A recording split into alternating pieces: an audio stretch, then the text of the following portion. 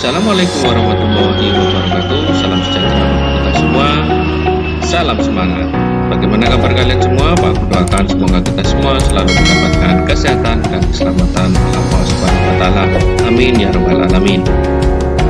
Anak-anak kelas 5 yang hebat, pada kesempatan kali ini Pak Agung akan menjelaskan tentang pembelajaran kelas 5, tema 7, subtema 3, pembelajaran 2. Sebelum kita mulai pembelajaran ini, marilah kita berdoa terlebih dahulu menurut keyakinan kita masing-masing. Berdoa dimulai. Selesai. Pemetaan kompetensi dasar tema 7, subtema 3, pembelajaran 2 terdiri dari Bahasa Indonesia, IPA, dan SPDB. Tujuan pembelajaran kita kali ini adalah sebagai berikut.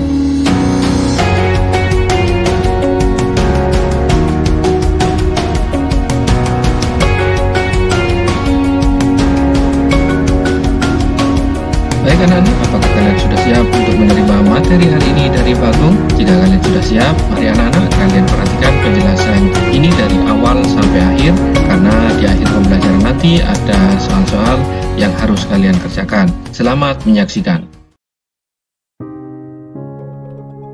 Setiap warga negara Indonesia berkewajiban mengisi kemerdekaan dengan kegiatan-kegiatan yang positif sesuai dengan peran masing-masing di dalam masyarakat. Demikian juga dengan pelajar. Peran apa yang bisa dilakukan sebagai pelajar untuk mengisi kemerdekaan? Anak-anak, supaya kalian lebih jelas, mari perhatikan penjelasan berikut ini. Peran pelajar dalam mengisi kemerdekaan.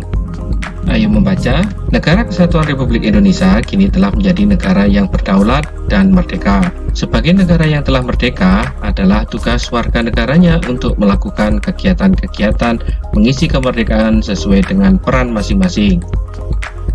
Pelajar merupakan salah satu warga negara yang memiliki peran dan tugas yang harus dilaksanakan untuk mengisi kemerdekaan. Pelajar merupakan bagian dari pemuda bangsa yang akan menjadi penerus bangsa ini. Sebagai generasi penerus bangsa, para pelajar dituntut bekerja keras dan belajar dengan sungguh-sungguh untuk meningkatkan kualitasnya. Ya, generasi berkualitas pasti diperlukan untuk memajukan bangsa. Belajar tidak hanya dilakukan di lingkungan sekolah. Belajar dapat dilakukan melalui kegiatan-kegiatan kemasyarakatan yang sangat berguna untuk mengasah rasa peduli dan cinta tanah air. Kegiatan-kegiatan seperti pramuka, palang merah remaja, atau PMR menjadi duta seni, kegiatan olahraga merupakan beberapa kegiatan yang berdampak baik bagi peningkatan kualitas diri pelajar. Dengan demikian, pelajar terhindar dari kegiatan negatif yang dapat menimbulkan masalah dalam masyarakat, seperti tawuran antar pelajar atau terjerumus dalam tindakan kekerasan serta pelanggaran hukum lainnya. Perjuangan pelajar sebagai generasi muda saat ini tidak lagi mengangkat senjata dan berlaga di medan perang melawan penjajah yang tampak. Masa itu telah berlalu. Pelajar sebagai generasi penerus bangsa harus berjuang untuk melawan kebodohan, kemiskinan, rasa malas, rasa mudah menyerah yang dapat merugikan masyarakat dan bangsa. Generasi muda Indonesia harus sehat jiwa dan raganya. Ia harus berpendidikan, pantang menyerah, bekerja keras, kreatif, berakhlak mulia, cinta tanah air dan bangsa. Kegiatan-kegiatan positif mengisi kemerdekaan. Ada apa saja itu? Yang pertama, kegiatan di rumah. 1. Membantu pekerjaan rumah sehari-hari. 2. Saling menghormati dan menghargai sesama anggota keluarga. 3. Melaksanakan perintah yang diberikan orang tua. 4. Memanfaatkan waktu untuk belajar daripada bermain. 5. Mengerjakan tugas-tugas yang menjadi tanggung jawabnya di rumah. Itu tadi adalah kegiatan-kegiatan positif dalam mengisi kemerdekaan di rumah. Berikutnya, kegiatan-kegiatan positif mengisi kemerdekaan di sekolah. Yang pertama, 1. Mematuhi seluruh tata tertib sekolah secara ikhlas dan bertanggung jawab. 2. Mengikuti kegiatan belajar mengajar dan upacara sekolah dengan baik. 3. Mengikuti pendidikan bela negara melalui pendidikan kewarganegaraan. 4. Menjaga nama baik sekolah baik di dalam maupun di luar. 5. Aktif dalam kegiatan kepramukaan, PMR, dan sebagainya. Itu tadi adalah kegiatan-kegiatan positif mengisi kemerdekaan di sekolah. Berikutnya yaitu kegiatan-kegiatan positif mengisi kemerdekaan di masyarakat. 1. Aktif dalam kegiatan sosial di lingkungan masyarakat. 2. Aktif di dalam kegiatan pelayanan masyarakat. 3. Saling menghargai antar warga. 4. Ikut serta dalam mengemukakan gagasan atau ide atau pendapat. 5. Mengikuti perlombaan 17 Agustus yang diadakan panitia setempat. Itu tadi adalah kegiatan-kegiatan positif mengisi kemerdekaan di masyarakat. Perubahan wujud benda. Sebelumnya kita telah melakukan percobaan tentang penyubliman sebagai salah satu perubahan wujud benda karena kalor. Sekarang kamu akan melakukan percobaan untuk menunjukkan perubahan wujud benda yang juga disebabkan oleh kalor, yaitu peristiwa pengkristalan. Pengkristalan ialah perubahan wujud benda dari gas menjadi padat dengan proses pelepasan maupun penyerapan kalor. Contoh peristiwa pengkristalan dengan proses pelepasan kalor adalah salju dan gas yang didinginkan.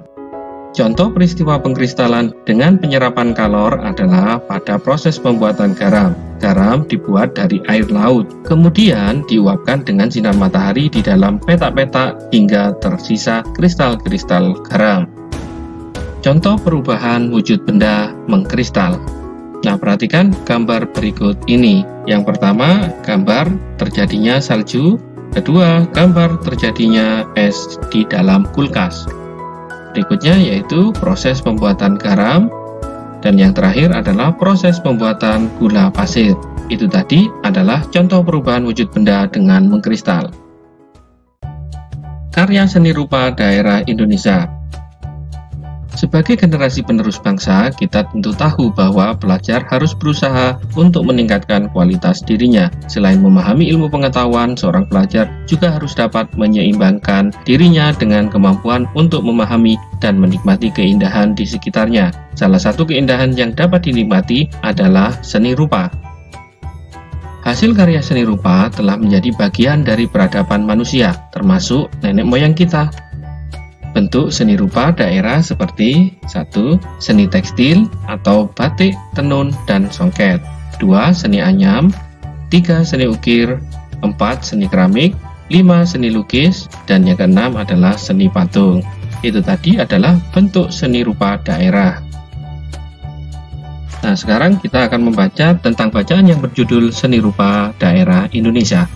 Seni rupa daerah adalah seni rupa yang terdapat di berbagai daerah di Indonesia. Seni rupa daerah dapat disebut juga seni rupa tradisional karena dikerjakan secara turun-temurun di suatu daerah. Seni rupa daerah dapat berupa seni kerajinan, seni lukis, dan seni patung.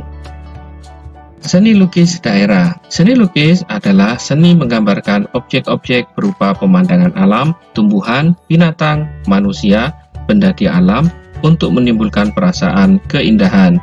Seni lukis daerah mengandung nilai-nilai budaya yang berkembang di suatu daerah. Nah, ini adalah contoh seni lukis Kamasan dari Bali.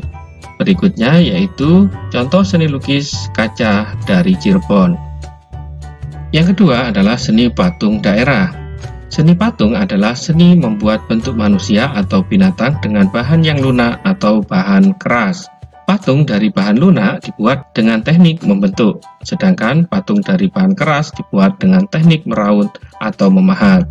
Nah, ini adalah contoh patung Asmat yang dibuat oleh suku Asmat yang tinggal di Pulau Papua.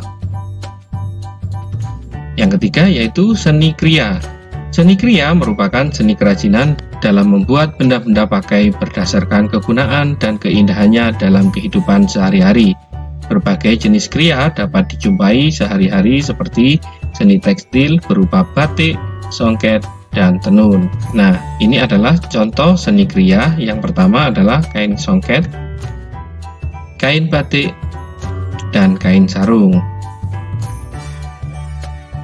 Seni kriya yang lainnya yaitu seni anyaman, merupakan seni menjalin bahan berbentuk bilah atau batang dengan menggunakan pola tertentu sehingga berbentuk sebuah benda.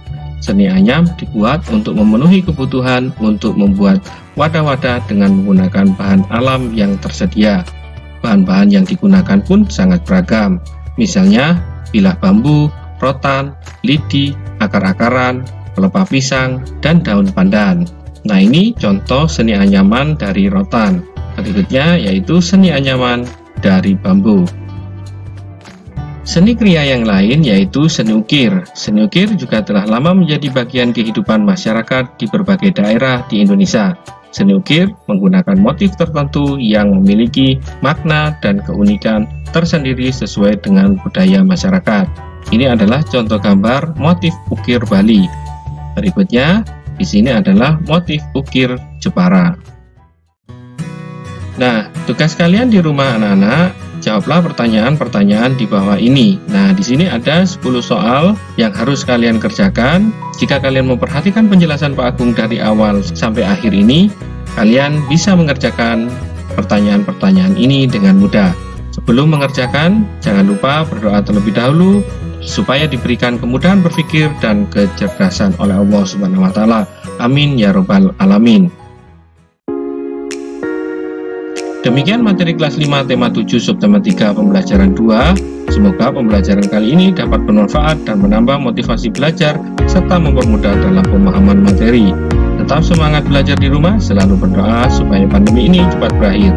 Jaga kesehatan, jaga kebersihan lingkungan, dan jangan lupa selalu cuci tangan sebelum atau sesudah aktivitas.